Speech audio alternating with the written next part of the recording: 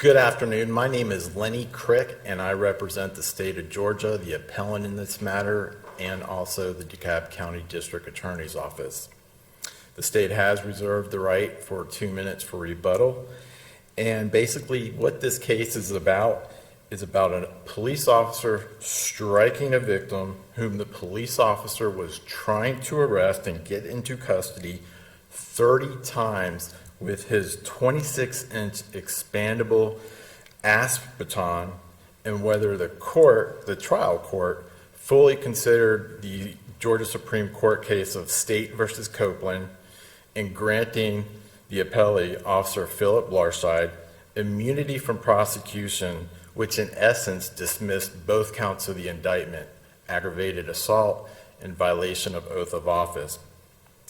The state's position is the trial court did not complete a full analysis as required under Copeland, and therefore the state will be asking the court to reverse and remand back to the trial court to make those findings.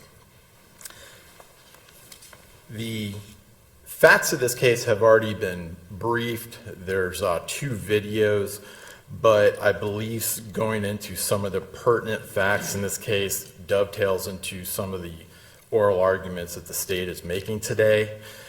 So essentially on June 4th, 2017, the victim in this case was trespassing, loitering, and harassing customers at a Chevron gas station in DeKalb County.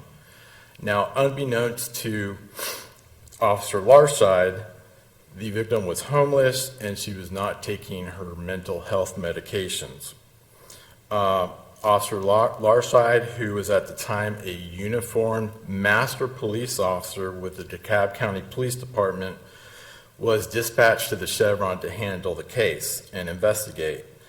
When Officer Larsheid got to the Chevron station, he had to be buzzed in because the clerk who had supposedly called the police locked the victim in the premises. Again, this is all on surveillance video from the store, which was admitted as defense exhibit number 3. There is no audio on that exhibit. It's just all visual. Why did the store clerk lock the victim, as you said, into the premises? I wish I knew the answer to that, because it's sort of counterintuitive, because if the person's there and they don't want them there, why would they lock them inside the store?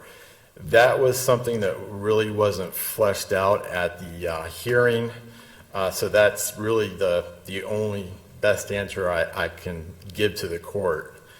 But when Officer Larsheid got into the store, he looked at the victim, who he believed matched the description that was given to him by dispatch, and the clerk, who was behind a glass partition, was actually pointing at the victim. So when Officer Larsheid, under the totality of the circumstances, he believed that the victim was the person that he was looking for. At this time, the victim attempted to leave the Chevron station, and he instructed her to stay. Now, at this point, was he within his rights to do that? At that point, the state would contend that that was a Tier 2 encounter. There was reasonable articulable suspicion based on the information that he had. So, What suspicion of what? What was the specific crime? she had, unbeknownst to Officer Larsheid, she had previously been criminal trespassed from the property, but he was there at a minimum to investigate a county ordinance violation, essentially something to the level of disturbing the peace, loitering, things of that nature. Basically, he had been told she was loitering and trespassing, Right. and harassing customers. Correct. Okay. That's what the information was. So based on that, you concede it was a Tier 2 encounter, and he had the authority to prevent her from leaving. Yes. Okay. Yes. Now, when Officer Larsheid was talking with the victim, she said the person you're looking for is over there, meaning elsewhere inside of the store, which again, that didn't add up to him because she matched the description and the clerk was pointing straight at her. The victim said to Officer Larsheid, "I'm a federal agent," and recited a badge number. Didn't provide any documentation, but Officer Larsheid said to the victim, "It's a crime to impersonate an officer," to which she replied, "You're the one impersonating an officer." So after this, Officer Larsheid believed that she was still trying to leave the premises, and at that point he tried to use his hand to direct her towards the clerk counter and away from the door. And when he did this, the victim smacked at his hand as basically to smack it away, which arguably is felony obstruction, or at least misdemeanor obstruction or felony obstruction. So Officer Larsheid attempted to secure the victim's hand behind her back, at which point she flailed, and she also grabbed at his vest and also his badge. So Officer Larsheid tried to place her under arrest. However, and this was testified to at the immunity hearing, Officer Larsheid never told the victim that she was under arrest. Now, when the victim then attempted to push through Officer Larsheid to flee the store, that's when Officer Larsheid first used his ass baton to strike the unarmed victim because he felt like he was being assaulted. She fell to the ground at this point, and this is the point where all the physical contact comes into play.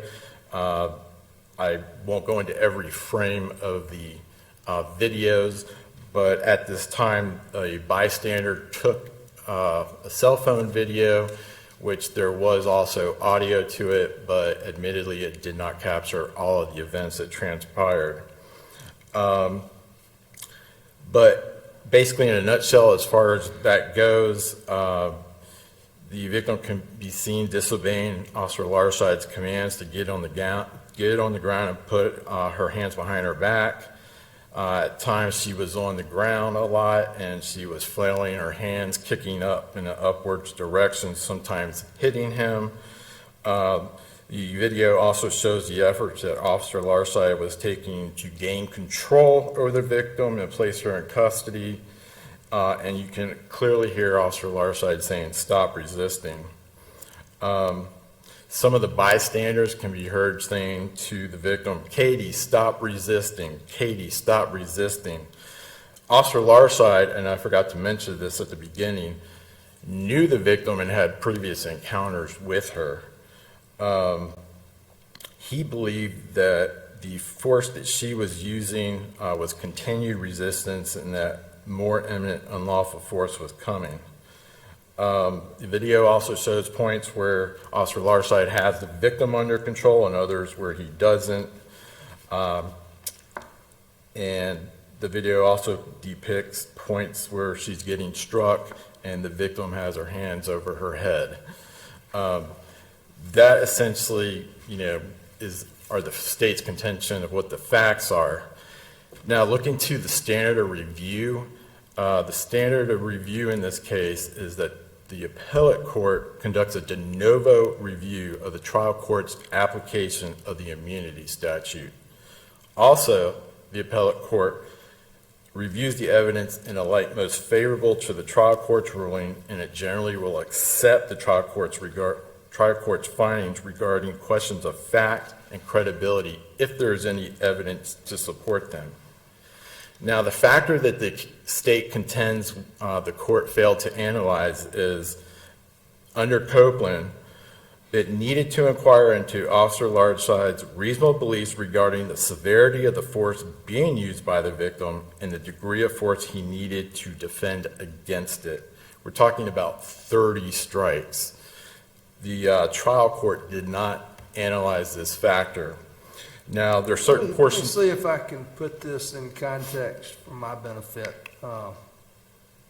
The trial judge had a all-day hearing and heard from 8 witnesses, is that right? I think 7. Okay.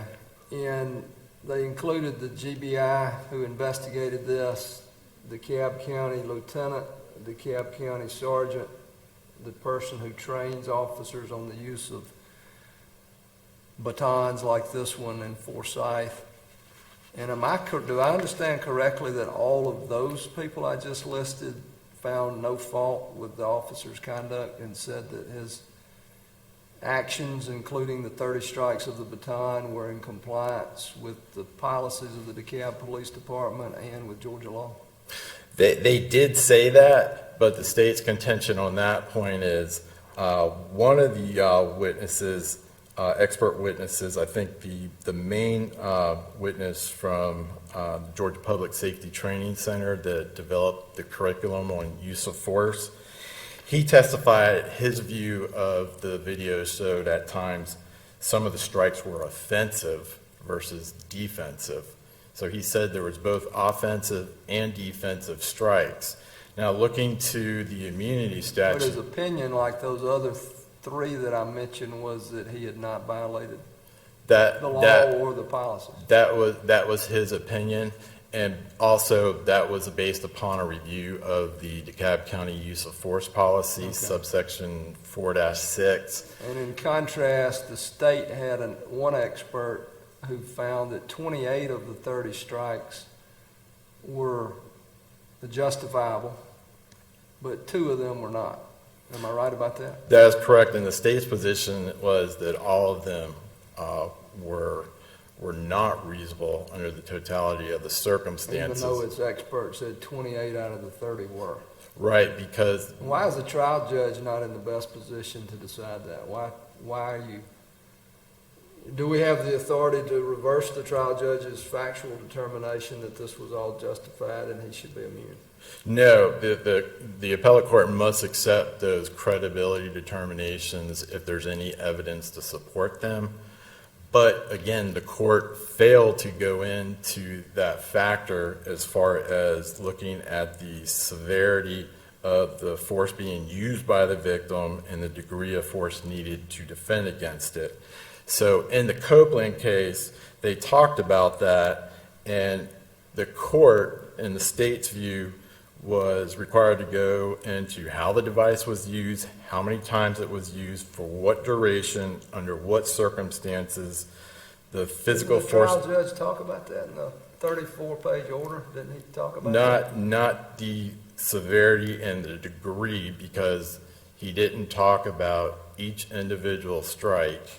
So your position is he has to analyze all 30 strikes one by one and That is assess them in a written order? That is correct, because some of the experts said that some of them were offensive strikes and some of them were defensive strikes. And according to the testimony, it should only be used as a defensive tool. So the witnesses also testified that there were other options available to Officer Larsheid, such as using hard hands, soft hands, de-escalation training, and the court, found those witnesses credible. The other witness testified that you are responsible, meaning Officer Larsheid was responsible for every strike that he made, and that you don't necessarily have to keep using an ASP baton. You can de-escalate and go to another form of Saying you're control. responsible for every strike you make is not the same as saying that you've committed aggravated assault every time you do it. That's just a generic statement. The question for us is there evidence presented to the trial judge to support his immunity ruling? So how is there no evidence sufficient to support that ruling if these witnesses testified, at least 4 of them, that what the officer did was justified and in compliance with the policies? Because the trial court's order also conflated principles of self-defense opposed to the force needed to arrest somebody. So that's another factor the state believes is why the analysis was also incorrect. Okay. Thank you.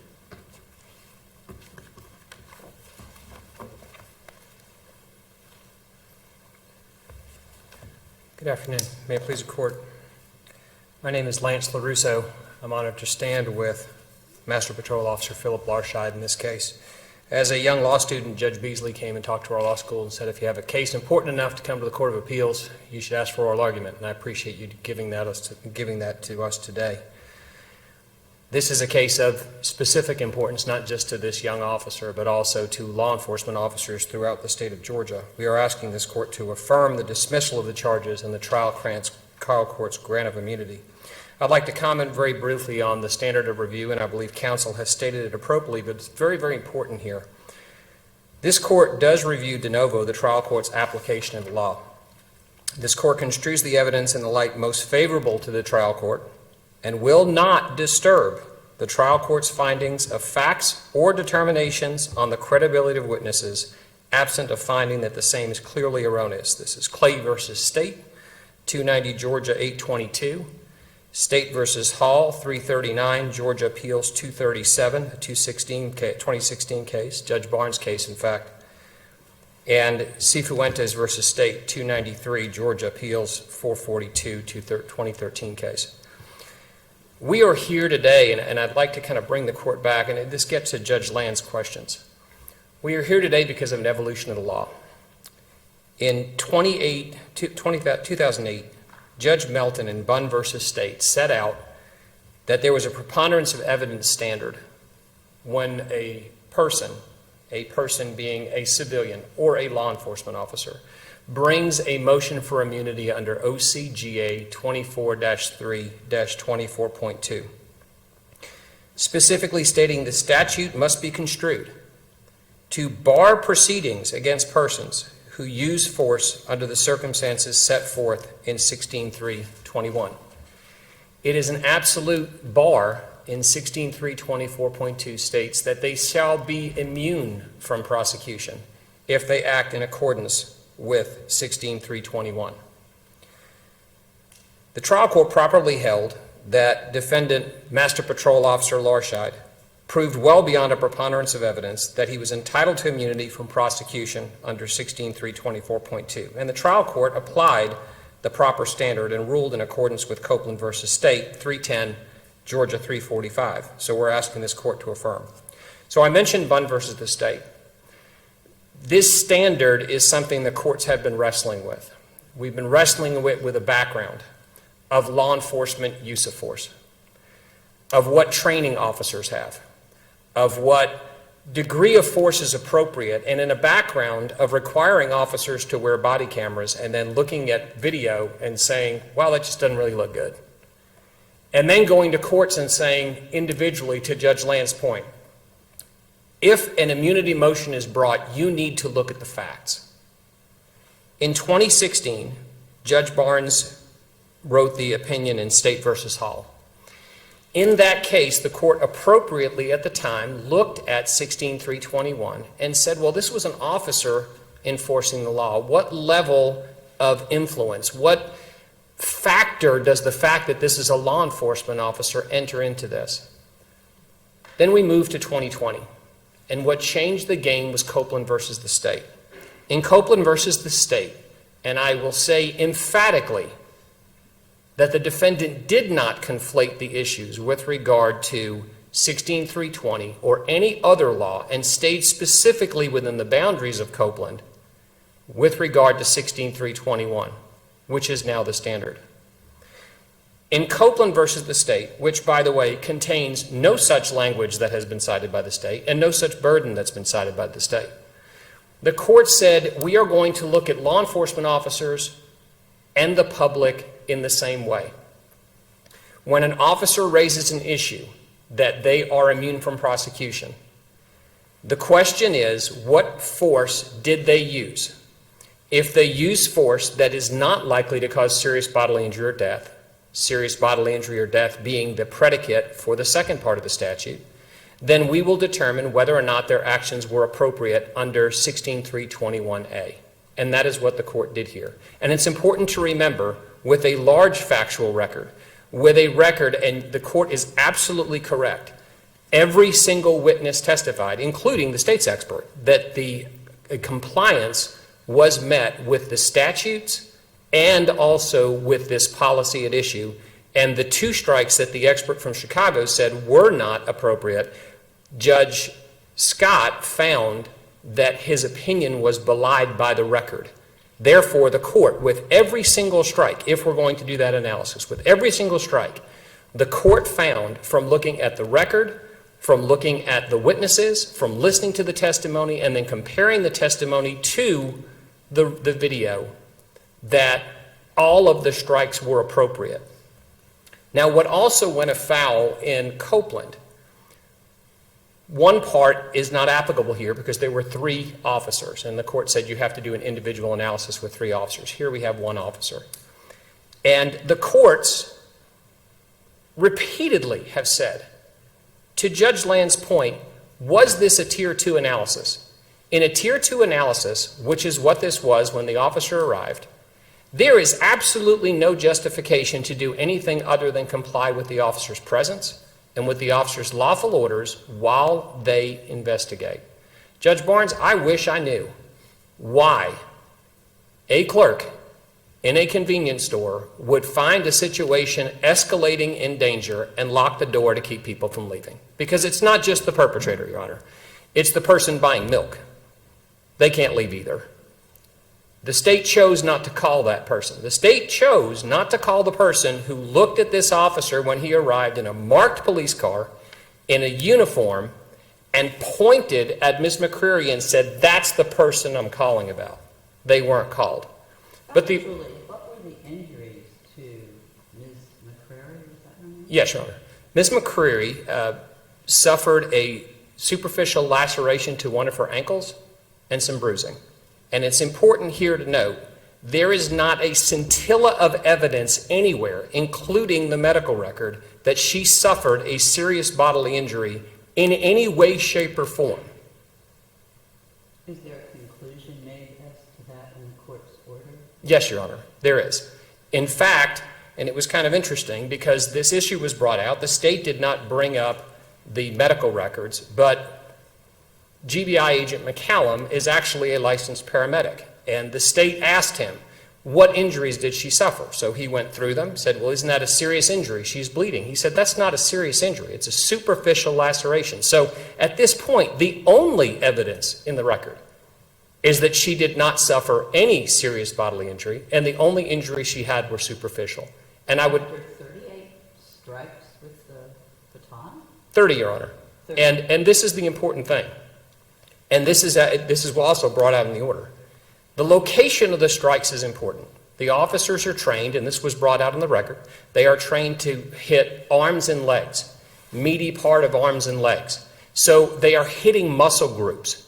They're trained under stress, and this is what the 2 trainers from DeKalb County, rated officers, testified. They looked at the video and said, that's exactly what we trained him to do. He did not act outside of our policy. He didn't act outside the law. So in the perfect use of an ass... Hit her in the head or in the No, ma'am. chest? Not even a joint. There was no strikes to her hands. There were no strikes to her elbows, no strikes to her knees. And in a perfect world, if a law enforcement officer has to use an ass baton because of the targets, and the court brought this out in their order, you'd be sore. You might have a bruise, but you're not going to suffer a serious bodily injury. And I take issue with, and I think it's important to point out, this notion that there were other options available to the officer. That exists nowhere in the law for the analysis for the trial court, but there was testimony that the court heard, that the court found credible, that the officer rejected the use of a taser because of the proximity. There's a certain distance that must be necessary. And also that OC spray was not appropriate because of a confined space. What is OC spray? Pepper spray, Your Honor. Oh. But it comes out in a fog. Even if it comes out in a spray, it contaminates everyone. And I am perplexed somewhat about this notion from a district attorney's office that a person can violently assault a law enforcement officer. And keep in mind, Judge Land, this went from a Tier 2 to a Tier 3 within a couple of seconds. And at that point, there is no justification for this person to do anything other than comply.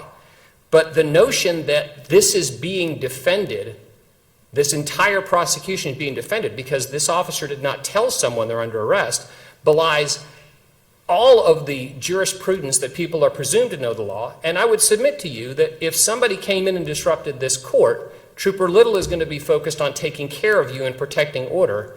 And the last thing on his mind is, should I tell this person they're under arrest before I put them in handcuffs? That is an untenable procedural prerequisite to ask this court to implement. It exists nowhere in the law and would put a burden on law enforcement generally that would be catastrophic.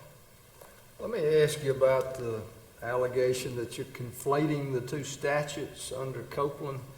The immunity statute that this trial judge had an immunity hearing on specifically says that a defendant, whether a police officer or anybody else, can be immune if they use force in accordance with 16.321, 23, 23.1, or 24.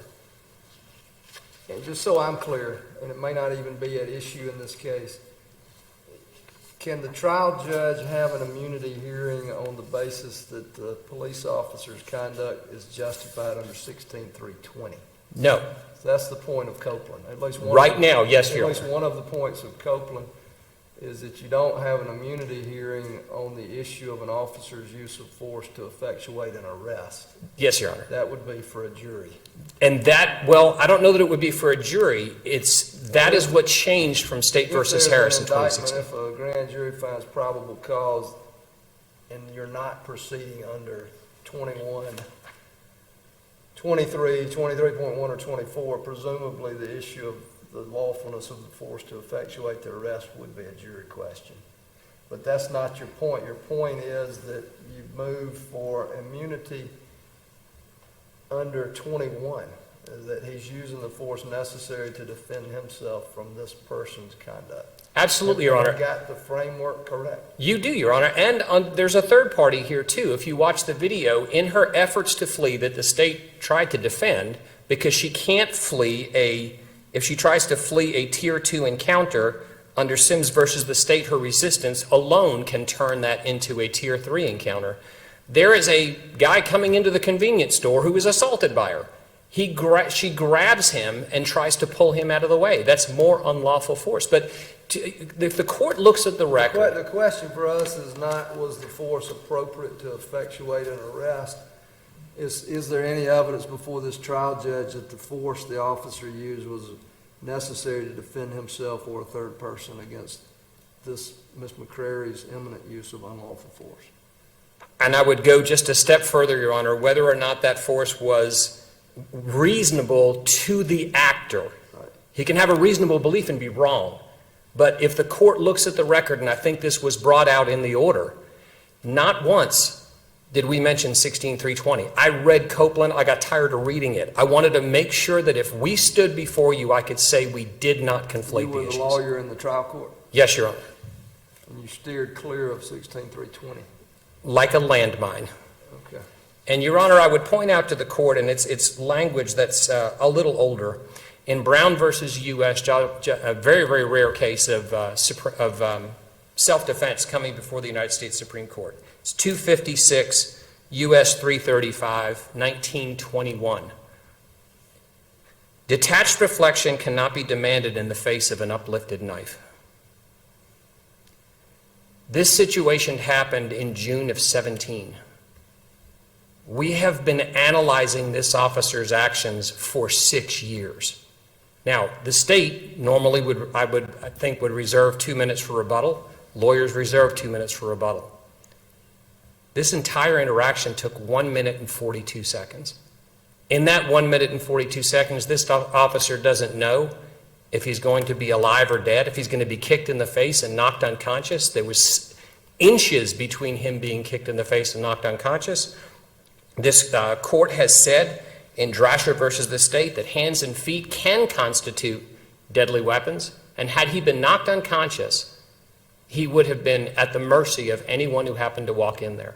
How large was this woman? I haven't seen the video yet. Your Honor, she is 1 inch shorter than my client at 5'6", and the medical record testified to by my client was that she weighed 191 pounds. She had been off her medication. It's a sad case, Your Honor. Officers deal with these cases all the time where people are not taking their medications.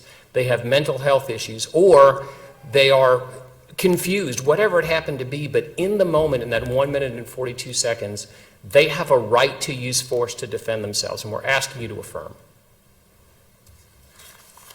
Thank you. Thank you.